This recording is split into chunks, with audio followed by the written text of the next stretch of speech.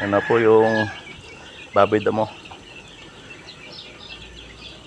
Pinapakulo muna natin sa konting tubig na may asin. Tsaka konting pampalasa para may lasa mamaya ang karne. Sinabawan na natin.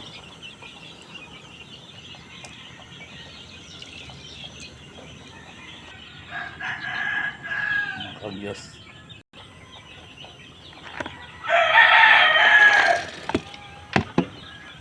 Comment sa input dyan pag nakita rin.